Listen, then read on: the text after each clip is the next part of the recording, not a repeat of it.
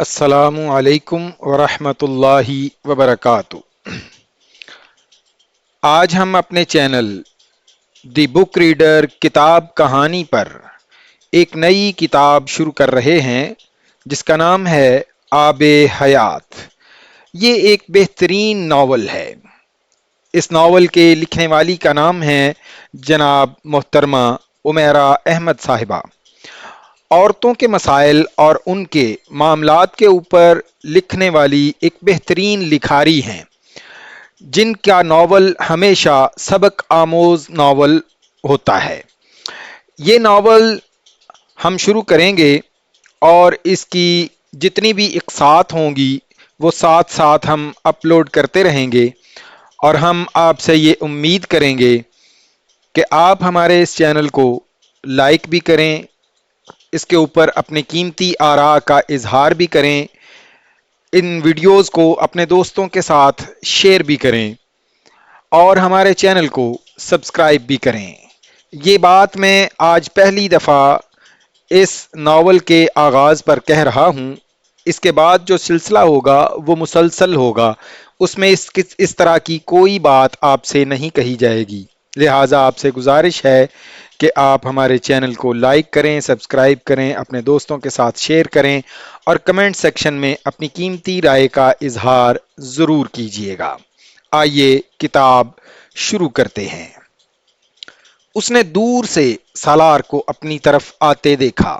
اس کے ہاتھ میں سافٹ ڈرنک کا ایک گلاس تھا۔ تم یہاں کیوں آ کر بیٹھ گئیں؟ امامہ کے قریب آتے ہوئے اس نے دور سے کہا۔ ایسے ہی، شال لینے آئی تھی، پھر یہیں بیٹھ گئی۔ وہ مسکرائی۔ اس کے قریب بیٹھتے ہوئے سالار نے سافٹ ڈرنک کا گلاس اپنی ٹانگوں کے درمیان نچلی سیڑھی پر رکھ دیا۔ امامہ لکڑی کے ستون سے ٹیک لگائے ایک گھٹنے پر کھانے کی پلیٹ ٹکائے کھاتے ہوئے دور لان میں ایک کنوپی کے نیچے سٹیج پر بیٹھے گلوکار کو دیکھ رہی تھی جو نئی غزل شروع کرنے سے پہلے سازندوں کو ہدایات دے رہا تھا۔ سالار نے کانٹا اٹھا کر اس کی پلیٹ سے کباب کا ایک ٹکڑا اپنے منہ میں ڈالا۔ وہ بھی اب گلوکار کی طرف متوجہ تھا جو اپنی نئی غزل شروع کر چکا تھا۔ انجوائے کر رہی ہو؟ سالار نے اس سے پوچھا۔ ہاں، اس نے مسکرا کر کہا۔ وہ غزل سن رہی تھی۔ کسی کی آنکھ پرنم ہے، محبت ہو گئی ہوگی، زباں پر قصہ غم ہے، محبت ہو گئی ہوگی۔ وہ بھی غزل سننے لگا۔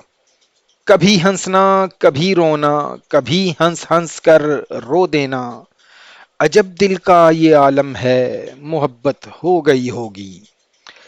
اچھا گا رہا ہے، امامہ نے ستائشی انداز میں کہا۔ سالار نے کچھ کہنے کی بجائے سر ہلا دیا۔ خوشی کا حد سے بڑھ جانا بھی خوشی کا حد سے بڑھ جانا بھی اب ایک بے قراری ہے، نہ غم ہونا بھی ایک غم ہے، محبت ہو گئی ہوگی۔ سالار سافٹ ڈرنک پیتے پیتے ہنس پڑا۔ امامہ نے اس کا چہرہ دیکھا، وہ جیسے کہیں اور پہنچا ہوا تھا، تمہیں کچھ دینا چاہ رہا تھا۔ وہ جیکٹ کی جیب میں سے کچھ ڈھونڈ کر نکالنے کی کوشش کر رہا تھا۔ بہت دنوں سے دینا چاہتا تھا، لیکن وہ بات کرتے کرتے رک گیا۔ اس کے ہاتھ میں ایک ڈبیا تھی۔ امامہ کے چہرے پر بے اختیار مسکراہٹ آئی۔ اچھا، تو اسے خیال آ ہی گیا۔ اس نے ڈبیا لیتے ہوئے سوچا اور اسے کھولا۔ وہ ساکت رہ گئی۔ اندر ایئر رنگز تھے، ان ایئر رنگ سے تقریباً ملتے جلتے جو وہ اکثر اپنے کانوں میں پہنے رکھتی تھی۔ اس نے نظریں اٹھا کر سالار کو دیکھا۔ میں جانتا ہوں یہ اتنے ویلیویبل تو نہیں ہوں گے جتنے تمہارے فادر کے، لیکن مجھے اچھا لگے گا اگر کبھی کبھار تم انہیں پہنو۔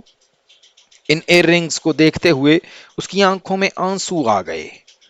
تم نہیں پہننا چاہتی تو بھی ٹھیک ہے، میں ریپلیس کرنے کے لیے نہیں دے رہا ہوں۔ سالار نے اس کی آنکھوں میں نمودار ہوتی نمی دیکھ کر بے اختیار کہا۔ وہ نہیں جانتا تھا، بہت ساری چیزیں پہلے ہی اپنی جگہ بدل چکی ہیں اور اپنی جگہ بنا چکی ہیں، اس کی خواہش اور ارادے کے نہ ہونے کے باوجود۔ کچھ کہنے کی بجائے اماما نے اپنے دائیں کان میں لٹکتا ہوا جھمکا اتارا۔ میں پہنا سکتا ہوں؟ سالار نے ایک ایئر رنگز نکالتے ہوئے پوچھا۔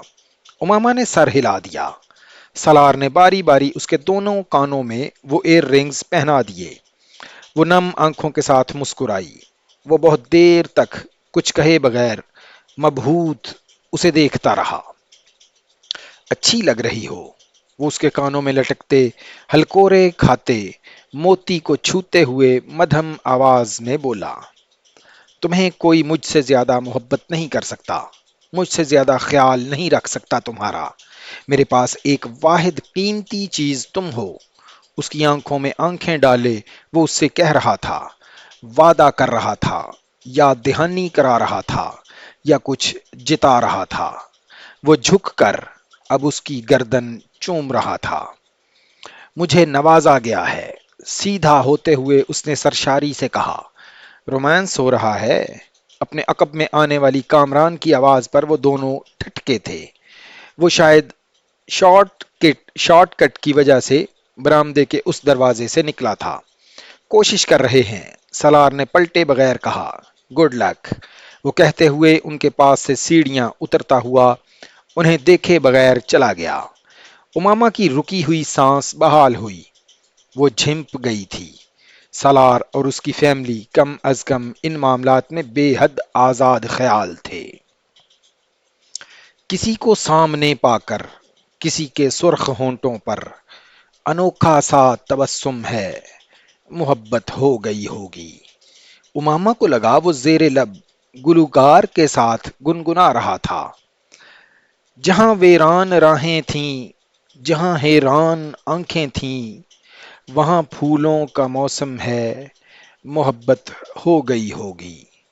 لکڑی کی ان سیڑھیوں پر ایک دوسرے کے قریب بیٹھے وہ خاموشی کو توڑتی آس پاس کے پہاڑوں میں گونج کی طرح پھیلتی گلوکار کی سریلی آواز سن رہے تھے۔ زندگی کے وہ لمحے یادوں کا حصہ بن رہے تھے، دوبارہ نہ آنے کے لیے گزر رہے تھے۔ ان کے اپارٹمنٹ کی دیوار پر لگنے والی ان دونوں کی پہلی اکٹھی تصویر اس فارم ہاؤس کی سیڑھیوں ہی کی تھی۔